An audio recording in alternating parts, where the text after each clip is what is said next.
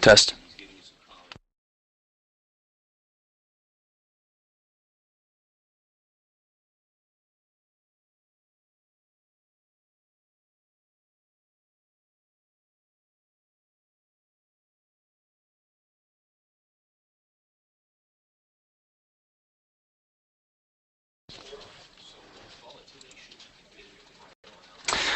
Well, hello, ladies and gentlemen. Good afternoon. An exciting afternoon to bring you 4 highly effective indicators every trader should know. We're going to be switching back and forth.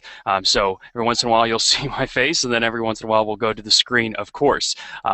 We are doing an exciting presentation today, one that's had a lot of traction before, and it's really getting you comfortable with 4 highly effective indicators. And the reason why we want to introduce these to you are for a myriad of reasons. These are really the foundations of trading from the charts, and we wanted this to be as interactive as possible. I promise you there is so much information here that you're going to have questions. So I do ask a few things as we're getting up and running. In fact, let me go ahead and put up this slide. The purpose here is so that you know what's coming up, because again, it's an action-packed time. What I'd like to do is just kind of go over some ground rules. You'll see here we're going to be talking about 4 highly effective indicators, and you see that I must state up front, because as a trader myself, there is no holy grail system. It really is based on how you are using the indicators in a way that's comfortable for you. When asking a question, again, there will be questions. Please put in #Forex in the question. That'll help make sure that we're able to really sift through the comments, because we always get a ton of comments during this time. So with that, if you can please put #Forex in the question, that's going to help us out a ton, making sure we can answer your questions. Also, if you like this presentation, this is just the snowball getting started down the hill. So please add us to your Forex circle and +1 this page. As we join in this venture of Google+, we want to make sure that you're enjoying the content that we're putting out, that we're helping you achieve your trading goals. So it's important for us that we're in your Forex circle, that the information we're putting out there that we always feel is of value to you is being communicated to you. So going back to the presentation, these are just the quick ground rules. Again, there is no holy grail system. I say win percentages and all it's cracked up to be. I'll kind of give you some back-tested results as far as from what I've seen from some of these indicators and tell you how to improve that. But really what's important is how you trade it. And what I mean by that is trading it in a way that's comfortable for you. You see below the question part, where again I ask you to type in #Forex when asking a question. Good is more attainable than perfect, and we want to look at that because by definition, if we're getting the quote-unquote perfect price, that would entail us buying the bottom tick or selling short the ultimate market high, which isn't going to happen. It's the equivalent of hitting a hole-in-one in golf, not something you should attain to. So we're going to look at appropriate setups with these 4 indicators. And again, hopefully what you'll be doing is adding us to your Forex circle on Google+. And then what I want to do is I'm going to show you these indicators on multiple time frames. And there's really 2 types of indicators that we're going to focus on today. And what I'd like you to do is find a time frame that works for you. And we'll talk about that as well. Okay, before we get off and running, again, I would like to just do a quick audio check. So if you guys can hear me, if anybody can hear me, just please type in with the comments that everything is coming through clearly, because again, this is an audio-based presentation. So as that's coming through, let's go ahead and get started with really the meat of the presentation. Okay, so you'll see here, we have 2 types of indicators that we're looking at, both trend following and mean reversion. So when we look at trend following and mean reversion, there's actually 2 types of markets. There's a market, i.e. trending, in which we're hitting higher highs, higher lows, higher highs, higher lows. We've been seeing that with the Japanese yen crosses of late. So naturally there's indicators that work very well in a trending environment. Those indicators are moving averages, MACD. And again, the reason why those indicators work is because when prices break out and hitting those newer highs, we want to find indicators that A, help us recognize the trend, and then B, help us find a good time to enter the trend. The other type of market environment, I call it reversion to the mean, or essentially a range-bound market. And essentially, we have a very well-defined ceiling of price. We also call that resistance. We also have a very well-defined floor of price or support, and we want to be able to trade through there. So the 2 indicators we're going to look at with that is the relative strength index, also known as the RSI, and slow stochastics. And I'm going to show you how they work, and then also importantly, I'm going to show you different ways that you can use them, because what's nice about trading with these indicators is that what really works well for one trader may not work for another, and how one trader reads an indicator may be read differently from another. So I want to show you the 2 types of market environments we see most often, and then the indicators that work well with those. And again, we're going for good, not perfect. And I state that again just because you can drive yourself mad, ladies and gentlemen, if you're always going for that perfect price, because like I said, the best golfers in the world don't always go for the hole-in-one. They're happy with par. They want to look for those high probability setups, and that's really what we're doing here with these highly effective indicators. Okay. So here's a quick point here that I like to share, one of my favorite quotes from Sun Tzu, but he just talks about how the general who wins a battle makes a lot of calculations beforehand. That the general, he or she, understands what's ahead of them before they get in. If you want to take this to trading, which we are, they get into the calculations and understand the different potentials before getting into the trade. And the quote, the general who commonly loses the battle does very few, if any, calculations. So naturally, there's multiple calculations when trading. There's entries and exits, which the indicators are going to really help you with that. That's the whole purpose there of having indicators to guide you when trading. And then also there's money management. How much do I risk on this trade? How much do I look to make on this trade? And I'll touch a little bit on that at the end, because no lesson on using indicators is fulfilled without money management. Okay, so we're going to go ahead, switch back. We're going to go ahead and dive in. I'm going to show you the 4 indicators that we're looking at today and multiple ways to use them. And again, if you have questions as we go through these slides, hashtag Forex in the comments section. We'll make sure to answer those in real time. Another thing, actually, let me do this. I want to make sure that my charts are coming up as well. So you see, I'm going to be moving back and forth. In fact, let me pull that up. I'm going to be moving back and forth between real-time charts and the presentation. The reason why is because I want this to be dynamic. I want you to see real trades that are on right now, what real charts look like, because the presentation slides naturally they're static, they're not moving, whereas we have these real-time slides. And I'm excited about this because we're doing this presentation right before the FOMC announcement, which means that we're probably going to see some action that these indicators help us see. So here is the first real-time chart. In fact, I'm going to go back to the presentation and then come back to the real-time chart. You see here are moving averages, and it's the first combination we're looking at, a combination of a 50-day moving average and a 200-day moving average. So let's go back to the presentation. So when using moving averages, really they're best in a trending environment, because if we're looking at the other type of market we talked about, range bound, then essentially the moving average will be roughly flat. It'll be cutting price down the middle, and there's no real clear signal there. And really the beauty of trading and using multiple indicators and having different currency pairs that you can trade, the beauty there is that you can cherry pick. You can cherry pick the indicators you're most comfortable with, the time frame you're most comfortable with, and the currency pairs that move in a way that you can control well. In my experience, years of trading, I've seen that traders who get in trouble take on either trades with a trade size they're not comfortable with, they're using an indicator they're not really that comfortable with, or they're on a time frame they're not comfortable with. And there's trade-offs for everything you do. So it's important to get really in your comfort zone, so to speak, of trading.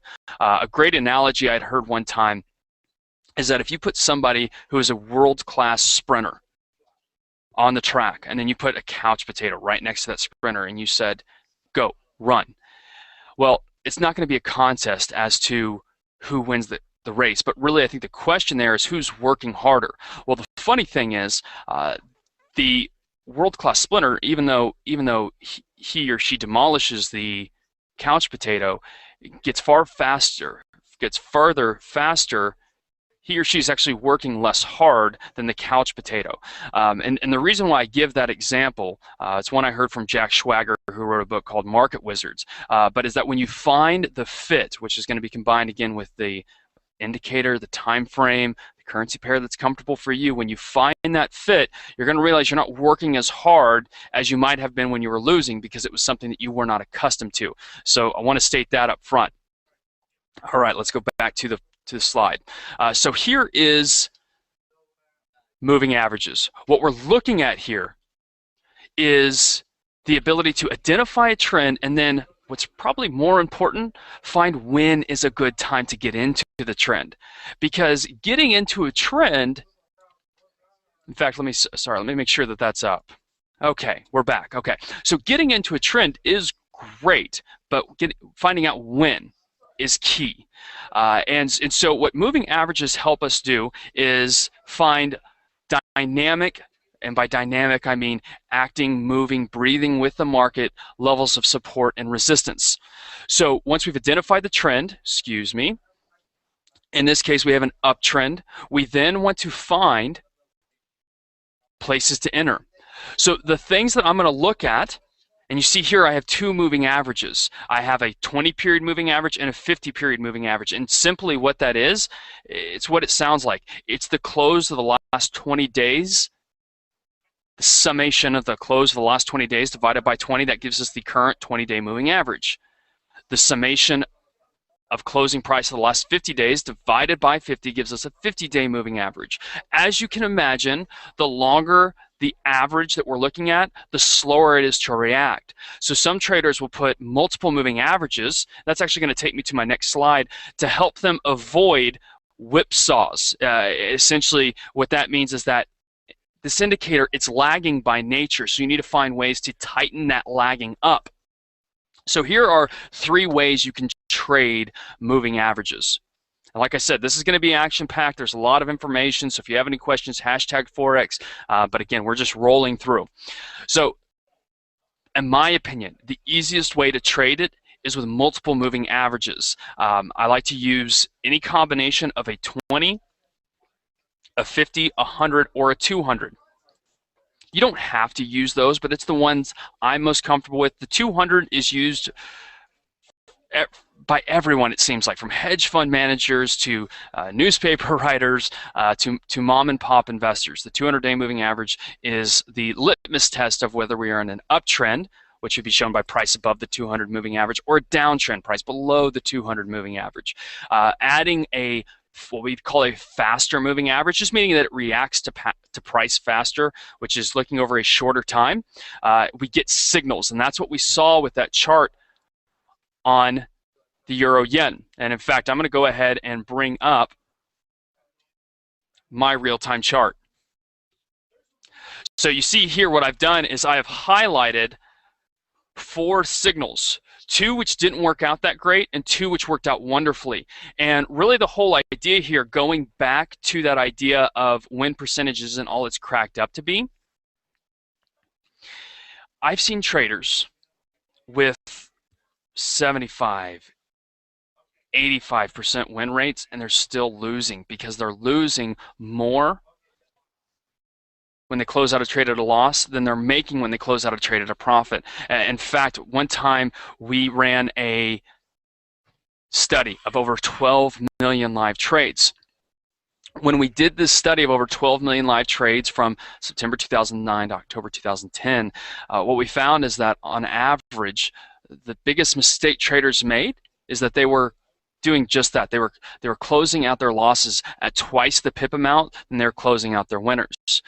So what we look at when we see a moving average system is that we want to have a profitable expectancy. And all that means is that if I'm right 50% of the time, I still want to make money. And the way I do that is by setting my profit target further away than I set my stop exit. It's as simple as what we like to call a 1 to 2 risk reward ratio. So if I'm looking to target 100 or 200 or 300 pips, well, then I'd want to have a stop exit of 50, 100, 150 respectively, so that again, if I'm right 50% of the time and at the end of the month I've placed 10 trades, I'm only right 5 times, and I'm still coming out ahead. That's key. Or, as I've seen with a lot of these moving average systems, the back test results are around 40% win rate. But that's okay, because let me go back to the screen.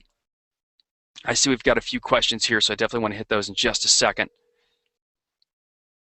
So here we have, and this goes back to 2010, so really we're looking at almost the last 3 years of price action on a daily chart with dollar yen. Now, one question we have is preference of moving averages, and what we mean by that is there's something called a simple moving average, which is the explanation I gave to you earlier.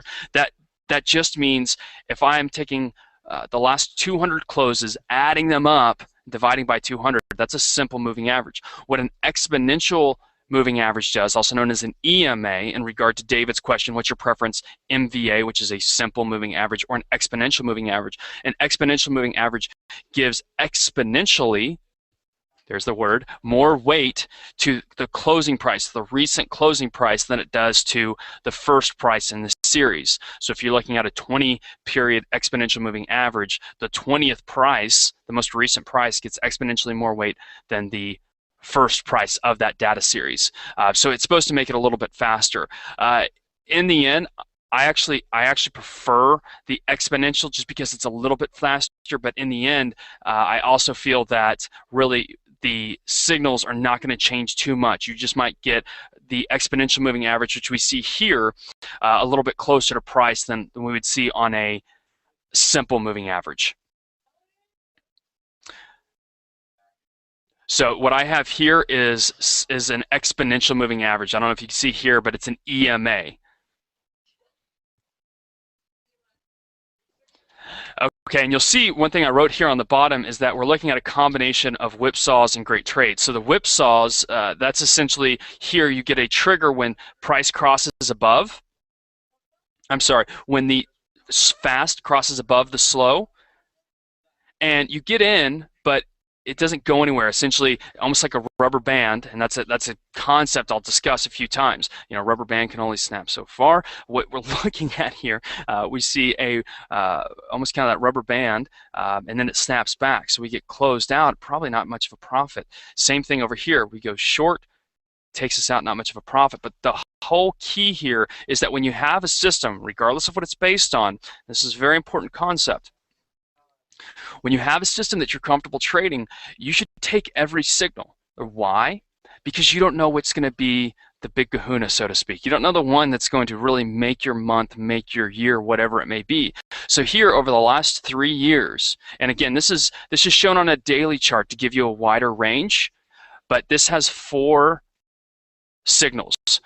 Going back to the chart, we have a signal in 2010, which if I pull out the ruler tool on our trading station, before we're taken out of the trade, it's in the profit about 1,300 pips. Now, we essentially held on to that trade for almost 18 months. And again, this is just an example to show you how this system works. Here we have, it really wouldn't have been that good of a trade because you would have taken a loss, meaning that when the crossovers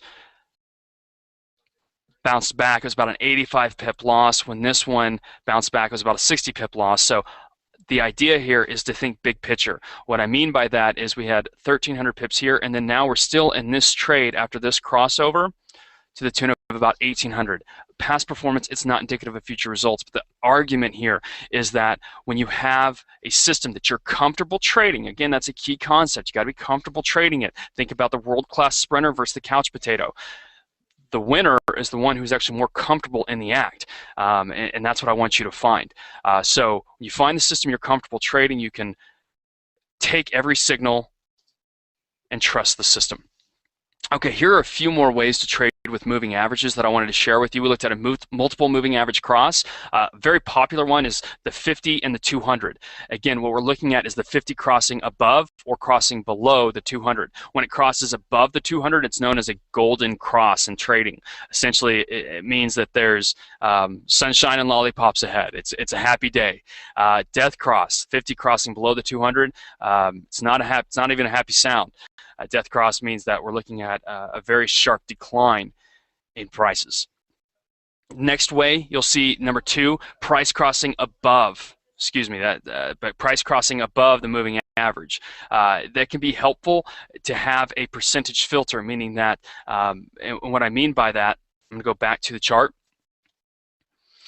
Here, if somebody didn't want to use multiple moving averages, they could have essentially just had a filter. And I'm going to show you exactly how you can do that filter. There's something called a moving average envelope. And essentially what a moving average envelope does is you type in what you want the moving average to be. We're going to type in let's type in a 50. And we're going to say 1% of the currency pair. And this is just to draw an example. But so you see it's enveloping price.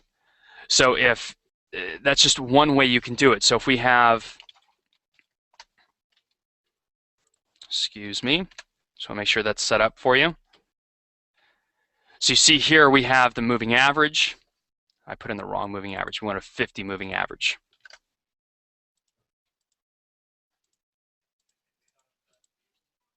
So you see the envelope is around there, and you can do what you feel comfortable with. I see a lot of traders do 2% because, again, the whole purpose is to filter out unlikely moves. That's not going to affect it. So you would have gotten whipsawed here. Again, I feel like the beauty of the crossover is that it keeps you in more trades, but that's a crossover with a filter that you can use. And essentially, when I say crossover, when price crosses above, you want to buy. When price crosses below, you want to sell. The other thing you can look at, I'm going to take this off, is bounces. So here, I'm going to just show you a few. You have a bounce off of the moving averages. So that's another thing you can look at if you're looking to increase your trade size, or you see a runaway trend and you're not sure where to get in. Wait for price to come to a moving average, and if it bounces higher, it's a good day. All right, we're going to go to the next trend following indicator. And again, feel free to send in those questions, #Forex. We're going to look at the MACD. So the MACD stands for Moving Average Convergence Divergence. It's a commonly used indicator derived from an exponential moving average, which was asked earlier about which moving averages. And it's interesting in the sense that it helps traders identify changes in momentum, and also helps you find trading opportunities around support and resistance. So really, the most simple way to explain it, and here's a chart with just a trading example. Really, the easiest way to use it is when the red line, which is the MACD line, and again, I do want to explain it again just because it's the first time you hear it, it sounds a little odd. It is a combination, essentially. The red line is the 12 and the 26 period moving average divided by 2. So essentially, it's giving you an average of 2 moving averages. And then the blue line is the signal line, and it really is the moving average, a 9-period exponential moving average of the red line. So naturally, it's not price-based 100% because it's a few ripples off of price, but it's meant to slow down the signals. And the trade-off there is you get less signals, but they're supposed to be a little bit more reliable. I want to show you a few ways you can trade with MACD and then go to the charts. So first way, the most common way, is to trade when the MACD line, which is the red line we just saw, crosses the signal line. Again, that's the two lines we're looking at there are the ones we were talking about. I'm not sure if you can see my arrow very well, but that's what we're looking at. The next thing is the MACD crossing above the 0 line. So what's nice about the 0 line is that it allows us to see an equilibrium point where we are essentially in an uptrend in the chart that you're comfortable with, or in a downtrend. So when we cross below the 0 line, we have a sell signal. When we cross above the 0 line, we have a buy signal.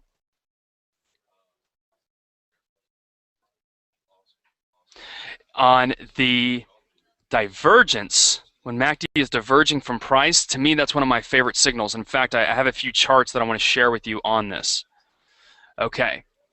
So here is a MACD chart. Naturally, I have a few for you. So when I say divergence, I mean that the MACD and the signal line are starting to make lower lows as price is making higher highs. Essentially, what that's telling us is that the force behind price is leaving. It's left the building. It's kind of like you're at that party that everybody's enjoying, and that one person who's really the life of the party leaves. Party starts to die. That's kind of the same idea when we see momentum divergence. Horrible analogy, I know, but that's the idea we're looking at here. So here is divergence of price, in which price is moving higher and MACD is moving lower. And essentially what happens is that the trend starts to fall off. The trend starts to weaken. Here we see the opposite, and this is on a dollar Swiss 4-hour chart. Price is moving lower. We start to see divergence, and then it pops up nicely. Now, the most interesting one to me is what we're seeing right now on the Dow, the US 30, which for traders outside of the United States, naturally you can trade CFDs with FXCM, which include S&P 500, the US 30, oil, gold, all of that good stuff. But here's what we're looking at. When we were feeling like it was the end of the world, I should say, in the fall of 2008, spring of 2009, price moved sharply lower as the MACD started to diverge. That naturally kicked off this current bull cycle that we're in now. Just a straight up run, it feels like. Any shakeouts have quickly moved back to the upside. Well, we're starting to see a very sharp move since last fall, and the MACD has started to diverge. I'm not telling you to sell. That's not the purpose of this. But when this does break, we could see a very sharp move. Just like we saw here, we could see an inverted version of this, meaning that once it starts to tick or once it hits that tipping point, it can get ugly. All right, Chad has a good question. He says, on the MVA cross, the simple moving average cross, how far do you set your take profit? Is it based on the near previous price activity? I don't like to set it on price activity, and I'll tell you why, Chad. It really is a personal opinion. Again, do what's comfortable for you. But what I like to do is use something called a trailing stop. So if we come here with the trailing stop, really what you're looking at is moving your stop below your trigger, which again, our trigger was the fast moving average, which I'm going to pull that back up.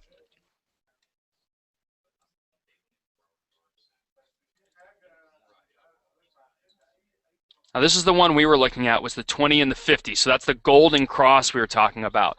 But if you're using a different one, essentially the trigger was the fast crossing above the slow. So what we can do is we can move our stop, and this is where, to me, this is where that envelope comes in handy. Again, the whole purpose there is to help you avoid kind of, we were calling them whipsaws. But just because price breaks it doesn't mean it's a great place to be. So here you see we have the moving average envelope, 50 period, 1% on each side. So you see it came below it came right really to the envelope. Let me just zoom in there for everybody. So having a stop below the envelope, or it can be anything. Another tool you can use is something called a average true range, an ATR, and have that 1 times ATR. That's a fancy way of saying the amount in pips a currency normally moves on a day below the moving average, so that you have a filter. That's another thing you can do. So glad you asked the question, Chad, and I hope that helps. But essentially, I'm going to move the stop with the trigger plus a little bit of a filter. Unio has a good question about moving average crosses on a shorter term chart. So naturally, I've been teaching on a daily chart. I'm more comfortable teaching on a daily chart. But if we want to use a shorter, Unio wants to know what combination you use. I'm more than happy to tell you, and again, past performance is not indicative of future results. My first really successful trading strategy was on a 30-minute chart, and I had 3 moving averages. I had a 5, a 13, and a 62. And again, the whole thing is that I was looking for price to be above the 62, and then the 5 crossing above the 13 as my trigger. So essentially, the 62 moving average was acting as my trend filter. Am I bullish or am I bearish? The 5 and the 13 was my trigger. So those were faster, but a popular one is also going to be the 10 and the 30. That's another popular option. James Stanley has a strategy he calls the finger trap. He uses an 8 and a 34 on a 5-minute chart. Essentially, he looks at an hourly chart to find the overall trend, and then goes to a 5-minute chart to find crosses of the 34.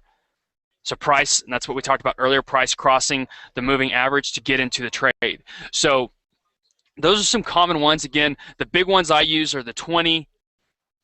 I like to use the 20, the 50, the 100, and the 200.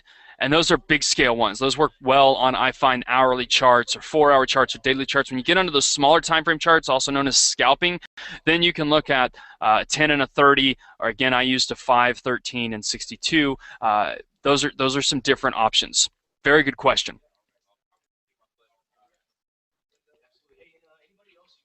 Okay, so we looked at MACD, and again, that kind of last thing I wanted to show you or leave you with was the current divergence we're seeing on the US 30, which is the Dow.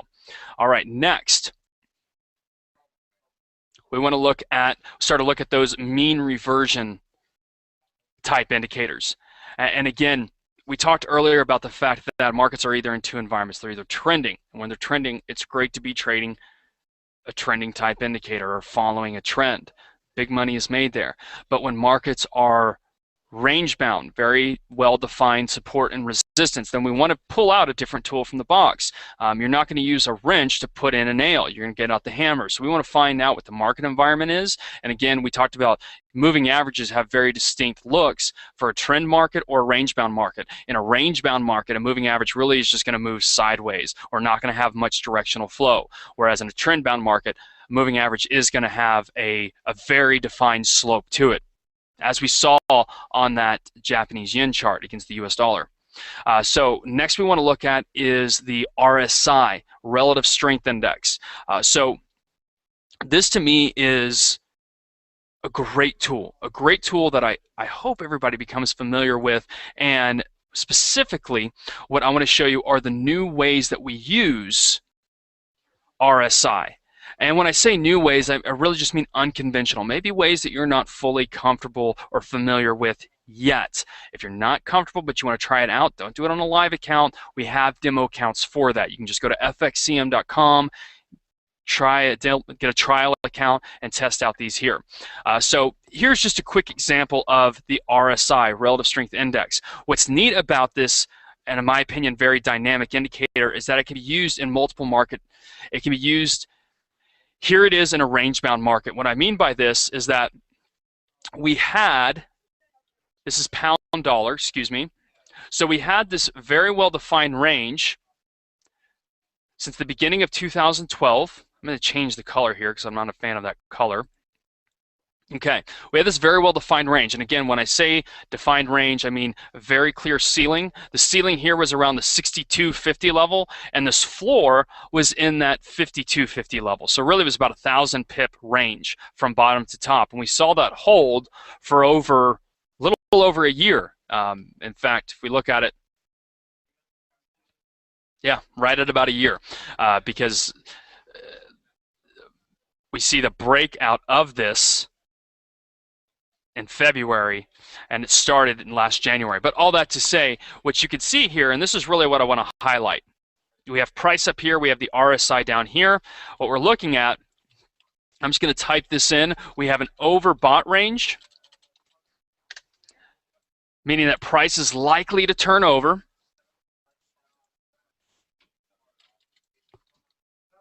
And we have an oversold range. And the again is that this works best in an environment with a very well-defined top and bottom. Now, for you short-term traders, there's actually a time of day that we see this happen very commonly, and that's known as the Asian trading session.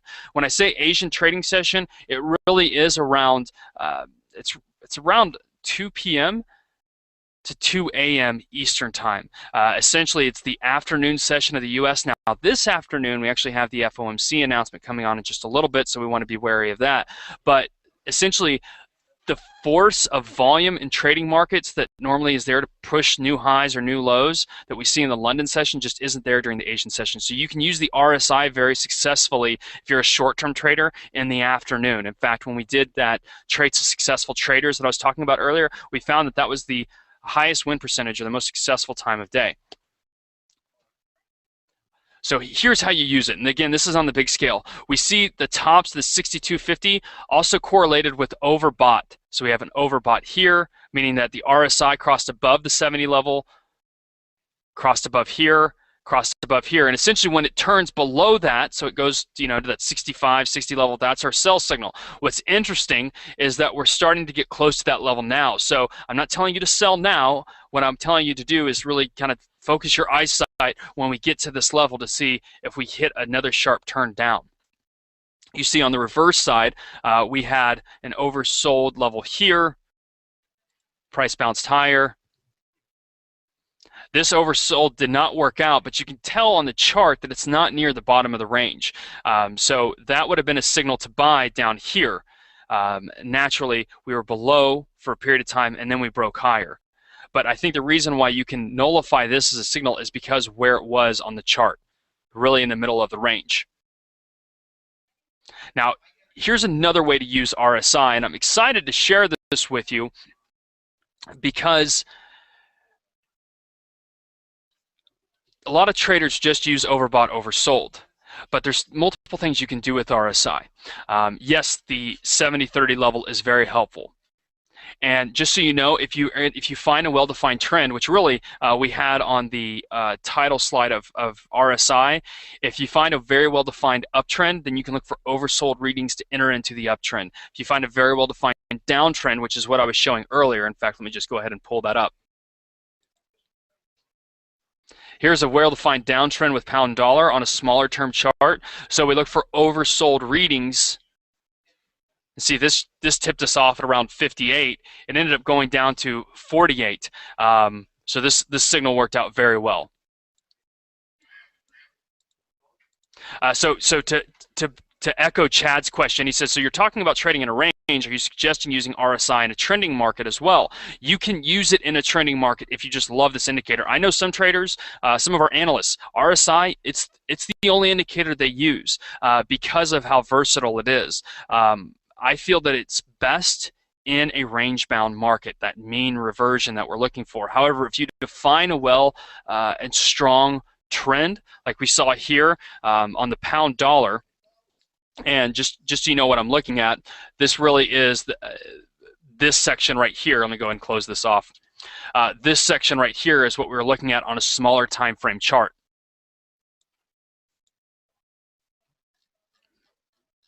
I'm gonna have to zoom out quite a bit for this. So this slide that I had here was right here, was this signal. So again, we see this trend start to develop. So anytime there's an overbought reading in a clear downtrend, because remember, we were looking at that range, which was 62.50 to 52.50. So we were looking to take it back down to 52.50. So this is just showing you good places to either increase your trade size, or if you're not on the trend, if you're not in this trade now, this can be a good place to enter in.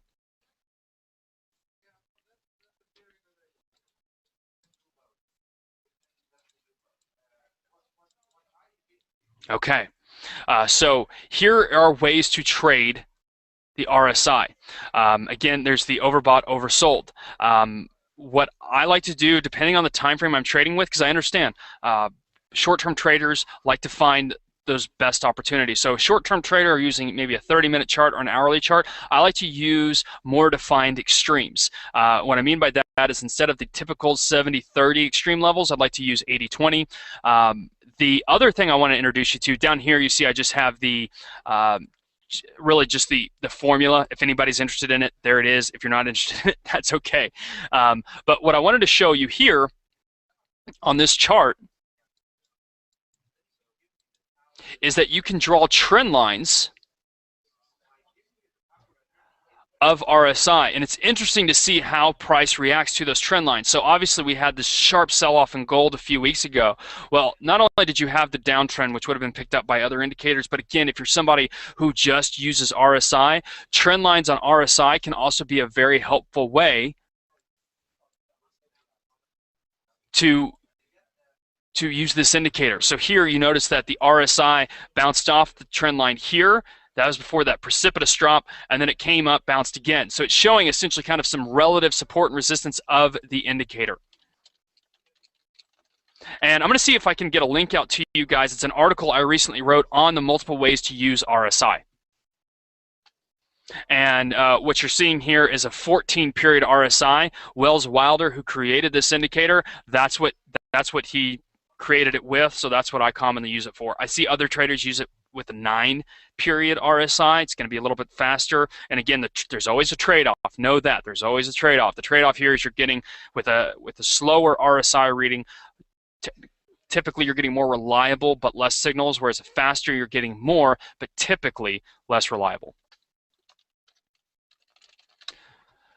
So I wanted to show you this on the gold chart. So there I just write RSI trend lines can be helpful to find momentum, resistance, and support. So here you see resistance of this falling momentum.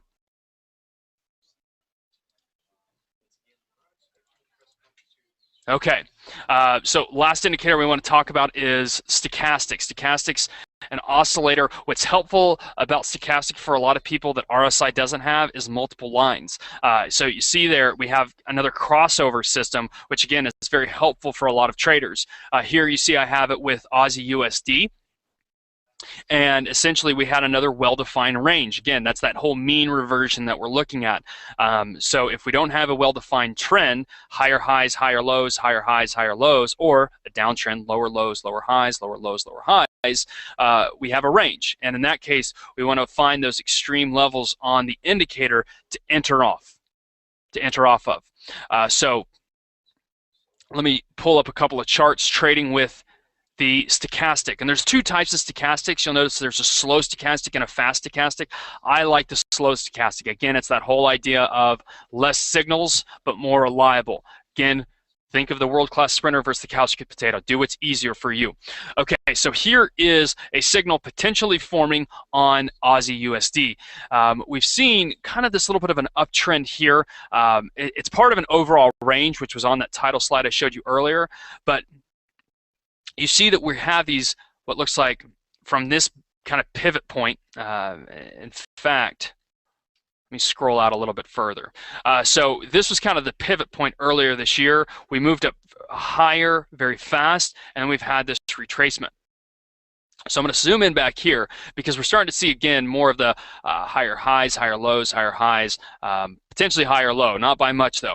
But what we look at here is a couple of things. Same idea we looked at with MACD is when there's a divergence of price and momentum. So that was a tip-off we had here, and that price pushed higher, but momentum started to wane. Remember that life of the party guy we talked about. When he or she leaves the party, other people start to leave as well, and that's kind of what we see here with momentum.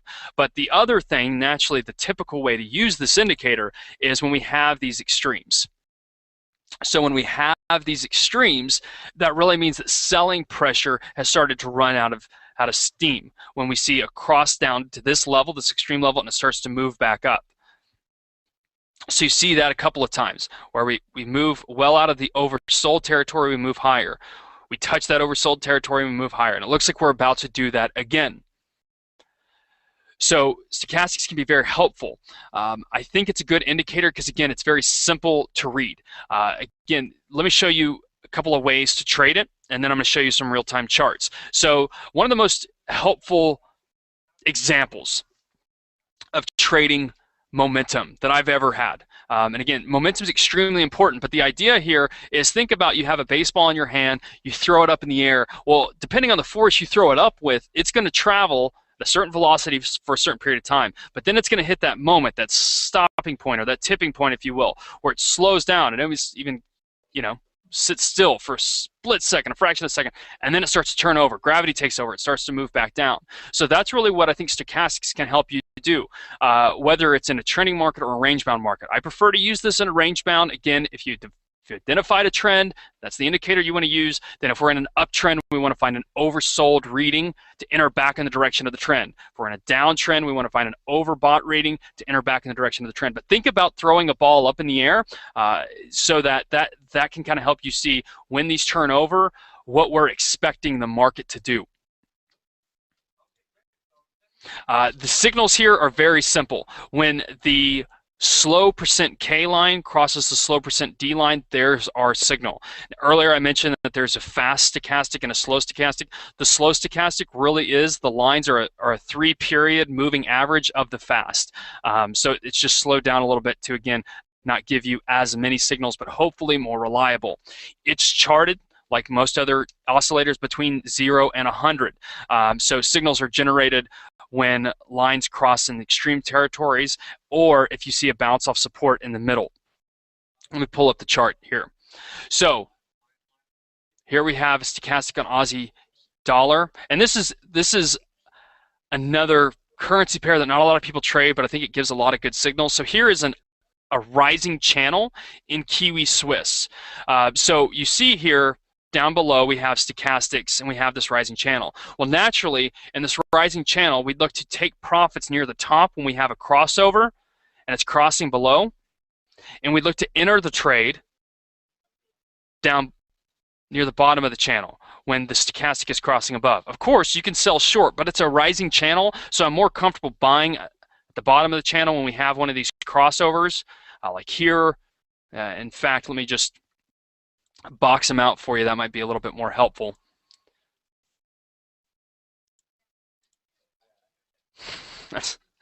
That's not what I wanted to do.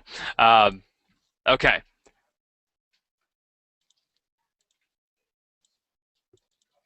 Didn't work. Okay. So all that to say, you can see where I'm pointing to, but when we're at the bottom of the channel and we have stochastics crossing higher,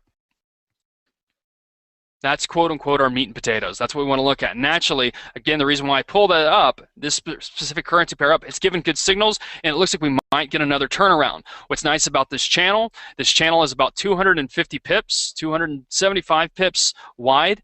So you could go for a profit target of 200 pips, risk 100 pips. And what's nice, if you caught this channel, the lowest it's gone below the channel is around 70 pips, so it gives you that kind of margin of safety that we look for. So those are the four indicators we're looking at. We're looking at moving averages, MACD, RSI, and stochastics. Again, if you have questions, just drop that hashtag Forex in there, and we'll answer it for you. We have a good question from Jeff on RSI. He says, RSI versus stochastic oscillator, which one is more reliable and for what time frames? Oh, that's $1 million question that I do not have an answer to. From some of the back testing I've seen, when I've seen RSI far outperform other oscillators is when it has a, and I don't mean to blow anybody's mind, but it has a trend filtering mechanism. What I mean by that is RSI combined with like a 200 period moving average. So, and we talked about this a little bit earlier, but the win percentage, and again, this is no guarantee of profits for anybody, but the win percentage was significantly higher if you're using, let's say, a 200 period RSI. I'm sorry, 200 period moving average, excuse me, 200 period moving average. So if price is above the 200 period moving average, then naturally we want to be looking for buy signals because we're in an uptrend. Best time to get into the trade is, a dip in the uptrend. So we look for an oversold reading coming back above the 30 level. Let me pull up here. Okay, so, and this is kind of the reverse of it, but if we throw up a 200 period moving average, I already have that.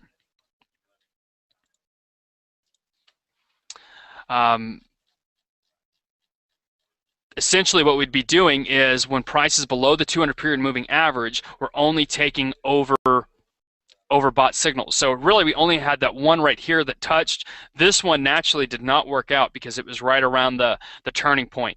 But the highest win percentage, again, that I've seen was when you have a filter to use RSI. I honestly haven't seen it with stochastic, so I can't speak to that. But very, very good question, Jeff, and thank you for asking.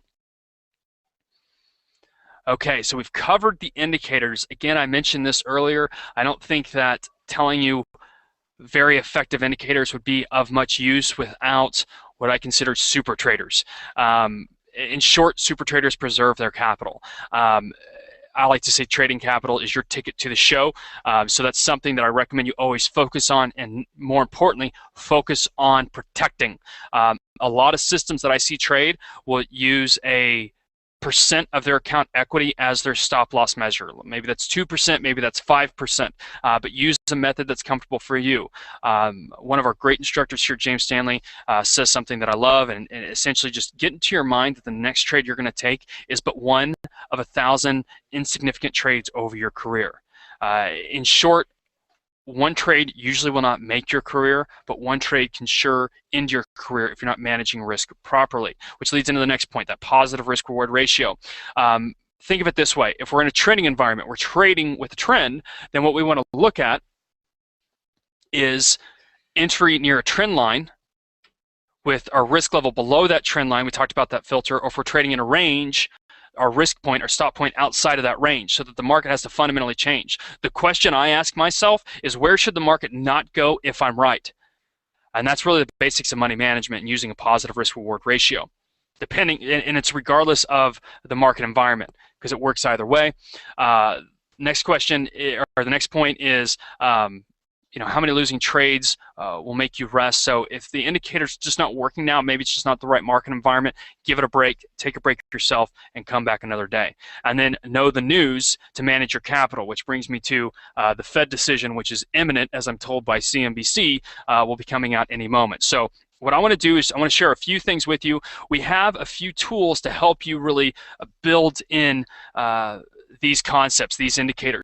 One, we have a course on Twitter. It's free. We'll go ahead and post the link for you if you'd like. But every Monday, we do a video lesson on one of these indicators, and then Tuesday through Friday, we do real-time examples. This week happens to be RSI. So that's one way that you can get comfortable with these indicators that we talked about today.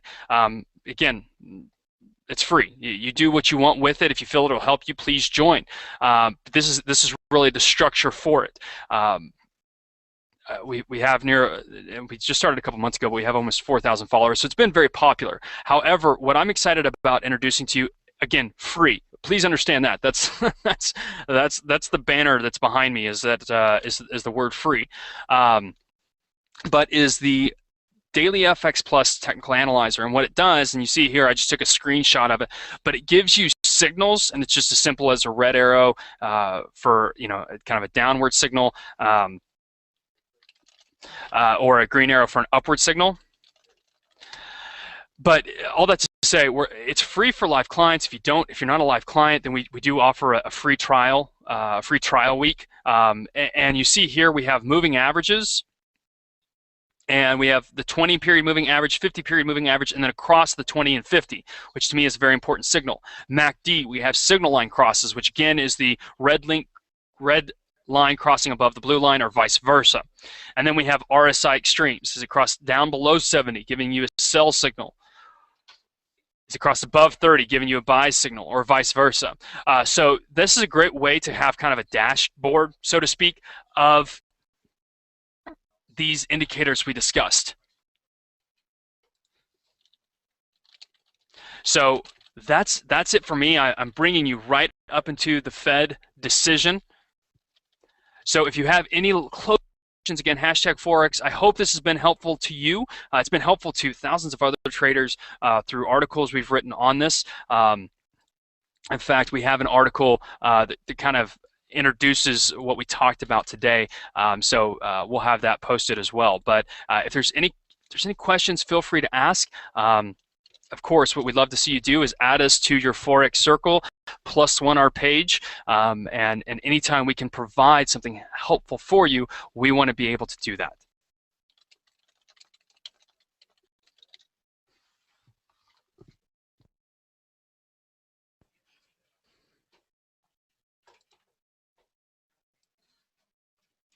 All right, so it looks like we are nearing the end of this session, and again, we covered a lot. I just want to thank everybody who attended the room. I know we had a nice crowd, around 200, so I was glad to see that.